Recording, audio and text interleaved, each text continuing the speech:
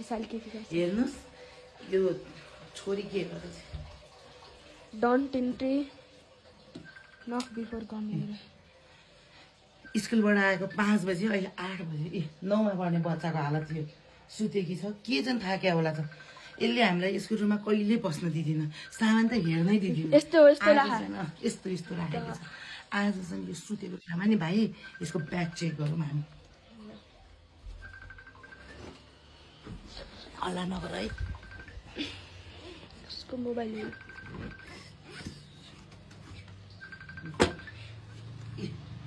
school जाँदाखेरि ऐना काइयो ल यो त मर्निङ क्लासमा ढिला हुन्छ लिएर गयो यो चाहिँ के गर्ने हो नि त्यो बिहान बिहान पनि यो चाहिन्छ र भने हामीलाई यसको ब्याग कहिले चेक गर्न दिँदैन यहाँ हेर्नुहोस् यो नङ हाल्न जाने हो कि लेख्न जाने हो स्कुलमा घरमा बिहान कहिले आफूलाई कता कहीँ जाँदाखेरि कहीँ पाउँदिन यो उसको ब्यागमा राखेकी छ के हो यो औँठी सौठी अनि अरूले दिन्छन् कि लिन्छ कि के गर्छ यो यस्तो रिबन पनि छ के हो के यो त्यहाँ झुन्ड्यायो अझै के झुन्ड्यायो के हो यो कानको कि हातको यो हातको कसले दिएछ हातको यो सुन त होइन यो पर्स चाहिँ के गर्ने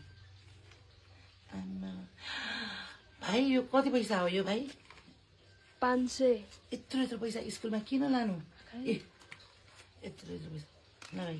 आज यसको ब्यागबाट यो पैसा यसलाई यत्रो पैसा मात लागेको पैसा पायो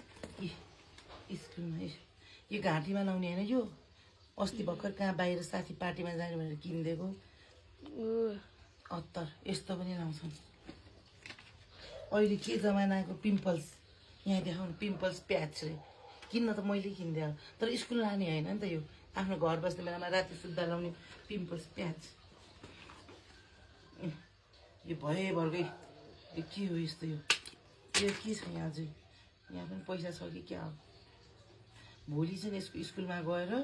कम्प्लेन नगरी भने यो के पढ्ने मान्छेको ब्यागमा